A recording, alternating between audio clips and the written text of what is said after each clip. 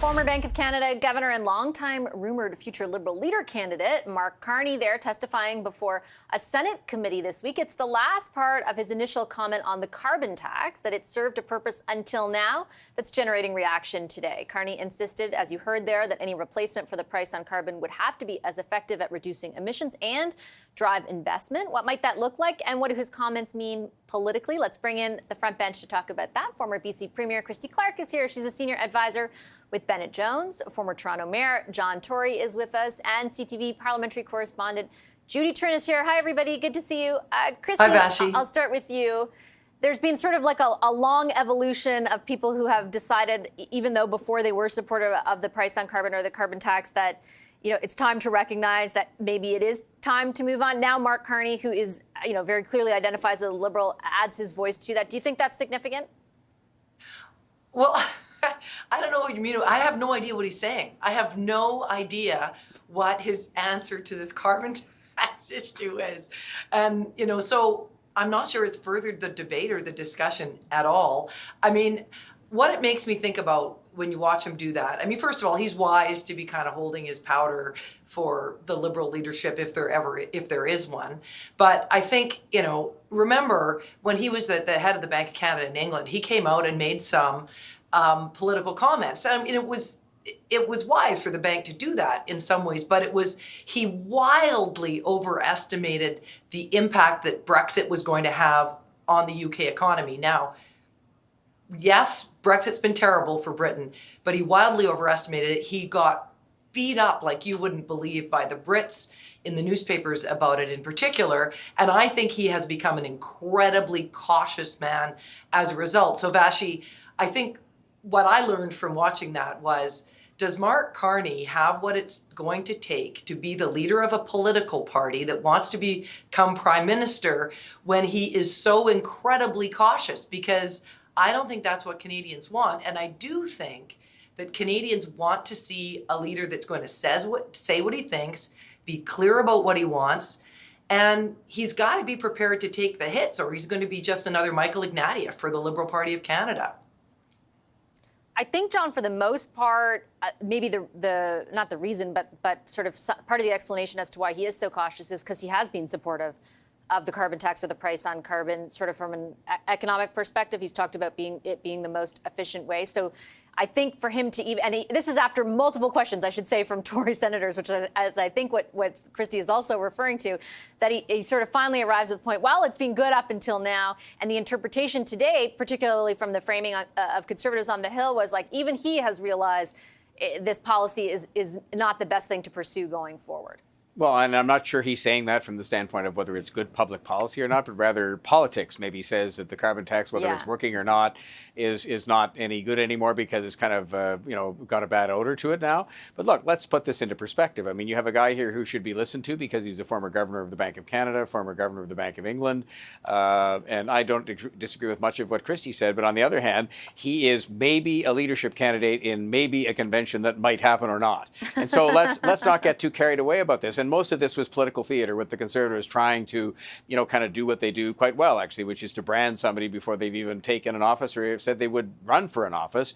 I think the most important thing he said, quite frankly, which we should take note of, is that first of all, people who oppose the carbon tax have an obligation to come up with something that is better.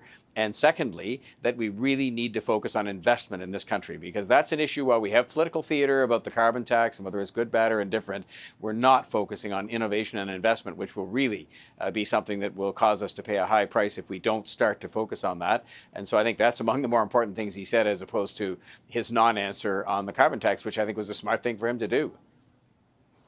To be fair to Mr. Carney, Judy, the point around investment and driving investment is one that he's made before. He certainly took the opportunity to do so again. And his point was also not just like investment writ large, but the policies you pursue to combat the effects of climate change should also at the same time drive investment. But he's also said in the past he's not really in favor of the subsidies that the government is providing to EV companies, for example. So that's kind of interesting. That's right. He actually has said in his criticism of the budget that one of the things that he would have done was perhaps given given subsidies to residents to buy better heaters so that they didn't have to use the oil-driven heaters such as the ones that were being used in the Atlantic Canada over those EV batteries. What I find interesting is that I'm sure Mark Carney has something in his back pocket in terms of what the strategy could be. But the point when he actually brings it out into the public, that's when I think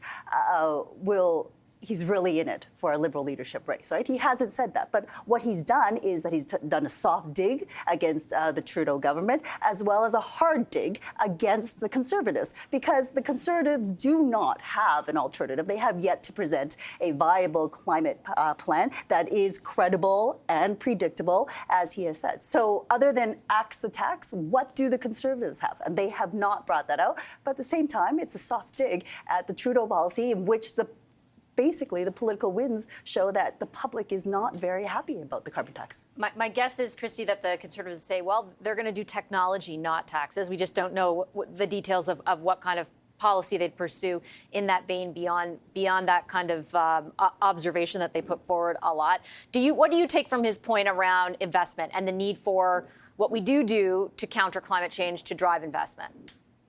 Well, first, let's remember Mark Carney is not running to be against the Conservatives here, so he's wise not to answer questions that Conservatives put to him necessarily. He's running to get votes from Liberal supporters and sign up Liberals across the country. And I think what he's trying to do is he's trying to find a way to speak to people who are currently in the party, who are supporters of Justin Trudeau's policy, at the same time addressing all of the federal Liberals out there who are just going, what the heck? Liberals used to care about economic growth. We used to care about creating jobs. And he's trying to find a way to speak to that. And that is a very legitimate point. I mean, every politician in Canada should be thinking about the fact that we are the slowest growing country in the OECD. British Columbia has the worst growth of any province in Canada right now. People are leaving in droves to go try and find jobs elsewhere in the country. I mean, we are on the brink of a terrible, terrible economic decline. Canadians feel that. Cost of living is going up. Housing is out of reach. Wages don't go so far anymore. We need growth. So when he speaks to that, I think he's talking to something that really matters to Canadians. I think it matters to a lot of perhaps former federal Liberal voters now. I'm not sure it's going to help him become the leader of the party. It might, but that is something, whether or not you're in the race or out of the race, politician, not a politician, we should all be very worried about and thinking about how we're going to fix. I think the point that I would jump out of there, John, from what Christy is saying, is that it is sort of a point of delineation between the way in which Mark Carney talked about the budget or about climate policies versus the vernacular or the rhetoric from the federal government. And that's not to say that they don't talk about economic growth. It's one of the three pillars of their budget. It's just maybe not spoken in a way that resonates with the kind of people who Mark Carney's comments are resonating with. No, and I think if you look at really what he really said, I mean, Christy's right. He gave a classic non-answer, which was to say, well, for now, it's served a purpose. Well, okay, so it has.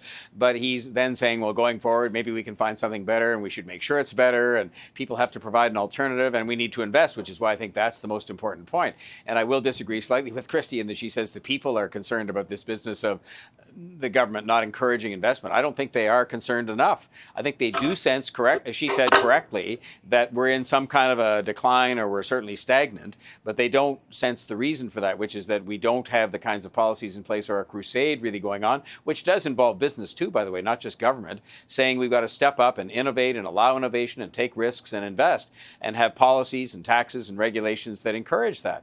And that is probably more of a threat, frankly, than whether we have that carbon tax we have today or some other one. That's more of a threat because, we are stagnant. So I just think his comments are being there's too much attention being paid to them because it's a part of political theater. And frankly, he gave a non-answer, which is exactly the kind he should give for now until he is a candidate, if he ever is, or until he feels free to say what he thinks should be done that's better. To just quickly sort of play the devil's advocate, the reason, Judy, that his comments get so much attention is because everybody thinks he's going to run to replace Justin Trudeau, and he has kept very deliberately kept the door open in every single exchange he's had on the issue with the possibility of that happening. So people pay attention because they think, hey, this guy could be running to be prime minister one day. That's right. And the Conservatives want to keep it, as an option, too, because it shows division within the Liberal Party, right? And I think the interesting thing that he said was that we would require $2 trillion of investment over the next 25 years. So he has that figure in mind as the figure that we need to boost investment, to boost this economy. So, like I said, I do believe that he has some plan in the works that he's just not publicly making. But also, I think Liberals have to deal with the fact that perhaps the image that they want to portray on the international front is perhaps something that is not going well domestically. They always want to show that they are a leader in terms of climate change policies. And this carbon tax has been their central plank, and it has hurt them. So the question is, if you can't sell it domestically, can you actually say that you are going to take a leadership role? We had the UN climate, we had the UN plastics meeting here last week, and Guilbeault said, we want to be a leader on this. But how can they be a leader on that when it involves emissions, when it involves carbon, when they're going to have to walk back, and they are walking back the carbon tax? Well, they're going to try and be a leader on it by getting a deal on plastics, but even that seems a little out of reach at the moment. We'll see how that goes. I'm going to take a quick break. The Front Bench